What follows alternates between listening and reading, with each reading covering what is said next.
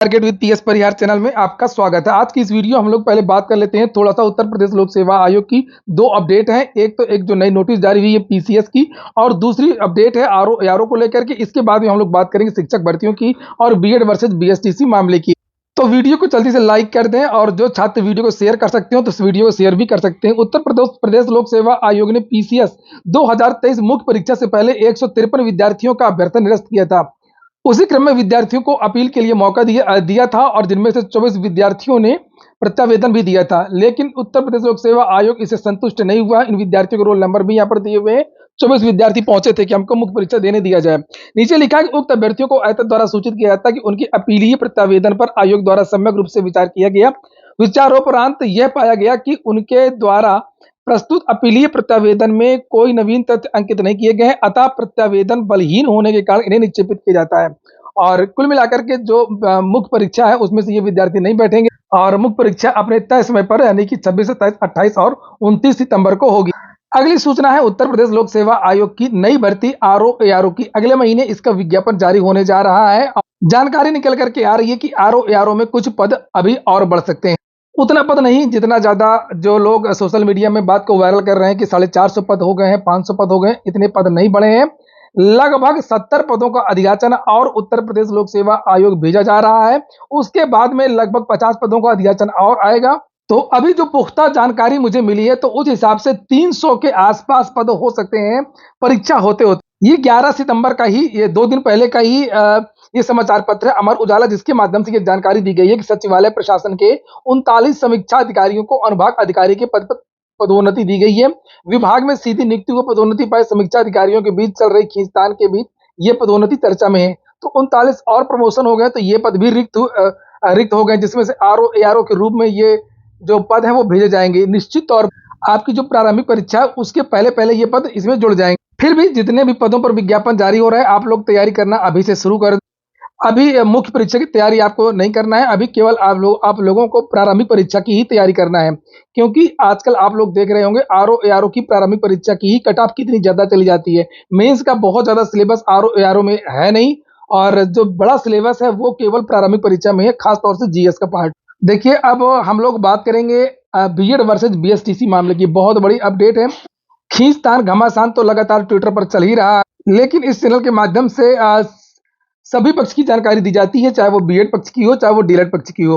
अगर हम लोग बात करें बीएड वर्सेस बीएसटीसी मामले में क्या हो रहा है, तो जो बीएड के छात्र हैं वो अपना हाथ पैर मार रहे हैं कि किसी न किसी तरीके से फिर से उनको प्राथमिक शिक्षक भर्ती में शामिल कर दिया जाए। रिव्यू पिटीशन 1 महीने के अंदर दायर करना होता है। 1 महीना तो निकल गया, रिव्यू पिटीशन भी दाखिल नहीं हो पाई। फिलहाल अब जो बीएड के छात्र हैं ये वही छात्र जो विद्यार्थी राजस्थान से इस केस को लेकर के सुप्रीम कोर्ट चले गए थे, और जहां से सुप्रीम कोर्ट ने इनको प्राथमिक शिक्षक भर्ती से बाहर कर दिया। और उसके बाद में अब विद्यार्थी इसको 5 जजों की पीठ के सामने पेश करने वाले हैं, और उसके लिए छात्र क्यूरेटिव याचिका, क्यूरेटिव एप्लीकेशन डाल रहे हैं। वो उपचारात्मक याचिका इसको कहते हैं, वो अंतिम विकल्प होता है। तो विद्यार्थी ये भी प्रयास करने वाले हैं कि शायद किसी तरीके से कुछ हो जाए। ये देखिए यहाँ पर लिखा है देवेश शर्मा, ये वही है जो केस को लेकर के सुप्रीम कोर्ट गए थे राजस्थान से। लिखा है कि बीएड वर्सेस बीएसटीसी का मामला 5 जजों की बेंच में जा सकता है। रिव्यू एक्सेप्ट होने की नगण्य संभावना। मैंने भी यही कहा था कि रिव्यू पिटीशन जल्दी कोई कोर्ट सुनती भी नहीं है अगर मजबूत तर्क नहीं हुए, बहुत बड़े तर्क। अगर कोई तर्क छूट जाता है, कोई बात नहीं कोई बता पाता है, खासतौर से क्रिमिनल के मामले में ज्यादा होता, कोई गवाह छूट गया है, कोई बात जो सबूत वगैरह है वो छूट गया, तब ऐसी चीजें ज्यादा होती हैं। तो यहाँ पर लिखा है देखिए कि रिव्यू एक्सेप्ट होने की संभावना नगण्य है, लेकिन रिव्यू लगाने के बाद ही क्यूरेटिव पिटीशन दायर होगी, जो कि लार्जर बेंच के लिए होती है। क्यूरेटिव पिटीशन उपचारात्मक याचिका लोगों के लिए न्याय पाने का अंतिम और आखिरी विकल्प है, जैसा कि भारत के संविधान में उल्लेखित और वादा किया गया है। तो ये है, अब देखते हैं क्या होता है क्या नहीं होता है। इसको भी सुप्रीम कोर्ट एक्सेप्ट करता है या नहीं करता है। अगली सूचना है टीजीटी पीजीटी की। एग्जाम न्यूज, बहुत दिनों से इसके बारे में मैंने विद्यार्थियों को कोई जानकारी नहीं दी। ऐसी जानकारी देने से क्या फायदा रोज रोज। जब कोई ऑथेंटिक जानकारी मिलेगी तभी आपको जानकारी दी जाएगी। लेकिन जो जानकारी मुझे अभी मिली है आज कि टीजीटी पीजीटी की जो संभावित परीक्षा वो कब तक हो सकती है। इस साल तो आपकी परीक्षा नहीं हो रही है। जो मुझे जानकारी मिली है कि अभी 1 महीने जो सदस्य और चेयरमैन के गठन में लग जाएगी। ये औपचारिकता है, हालांकि सब कुछ नियत हो चुका है कि किसको चेयरमैन बनना है और किसको सदस्य बनना है। तो लेकिन वो 1 महीने के समय दिया जाता है। इसकी वजह से आप ये मान करके चलिए कि लगभग 15, मैंने पहले भी आप लोगों से बताया था कि 15 अक्टूबर के आसपास इसका वास्तविक स्वरूप आपको देखने को मिल सकता है। तो अगले महीने आपको जो चेयरमैन इत्यादि सदस्य इत्यादि की जो नियुक्ति है वो देखने को मिल जाएगी। और ये भी जानकारी दी गई है कि शिक्षा सेवा चयन आयोग के गठन का जो कार्य है वो तेजी से चल रहा है, लेकिन इसके लिए विद्यार्थियों को थोड़ा सा और दबाव बनाना पड़ेगा, ऐसा माहौल बनाना पड़ेगा कि वास्तव में विद्यार्थी बहुत परेशान, और परेशान तो वास्तव में छात्र हैं ही। तो असिस्टेंट प्रोफेसर भर्ती की परीक्षा विज्ञापन संख्या 51 और टीजीटी पीजीटी की परीक्षाएं, ये दोनों परीक्षाएं आपकी फरवरी के महीने में हो सकती हैं।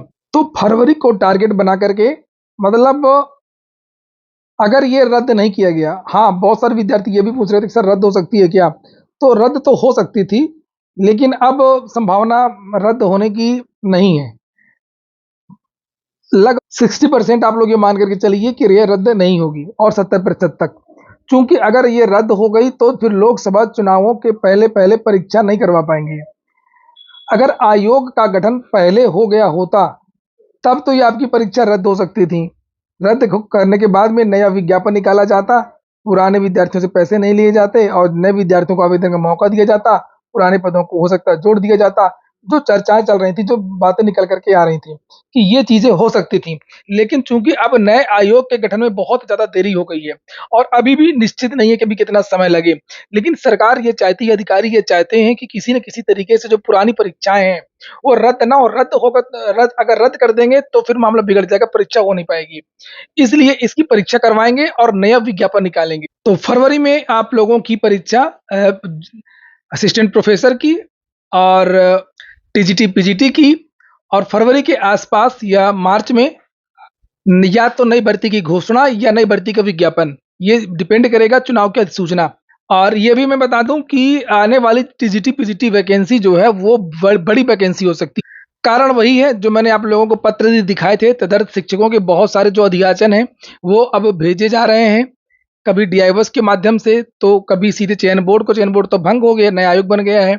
तो ये वाले पद और जो पहले से जो रिक्त पद थे लगभग 22-23 हजार, तो इस तरीके से आप लोगों को फिर से, जैसे ही आप ये परीक्षा देंगे फरवरी वाली, उसके तुरंत बाद आपको एक नई बड़ी भर्ती भी देखने को मिल सकती है। बेहतर तो यही होता कि पुराने विज्ञापन में ही इन पदों को जोड़ दिया जाता, लेकिन बात फंस जाती है चयन वर्ष की। अगर चयन वर्ष 2023-24 के विद्यार्थियों को या 22-23 के विद्यार्थियों को लिया गया, तो जो नए विद्यार्थी अभी के जो पास आउट हैं वो आवेदन करने की मांग करेंगे, तो फिर से पोर्टल खोलना पड़ेगा आवेदन के लिए, तो जो कि थोड़ा सा मुश्किल लग रहा है। तो फिलहाल आज की वीडियो में इतना ही। आप लोग फरवरी की तैयारी करिए और नए विज्ञापन के लिए भी लगातार दबाव बना रहिए, ताकि चुनाव के पहले पहले कम से कम नया विज्ञापन तो जारी ही हो जाए। ये हो गया आज का वीडियो आपको अच्छा लगा हो, आपके काम को तो लाइक अवश्य कर दें। जिन छात्रों ने चैनल को सब्सक्राइब न किया, सब्सक्राइब कर लें। पूरा वीडियो सुनने के लिए बहुत बहुत धन्यवाद।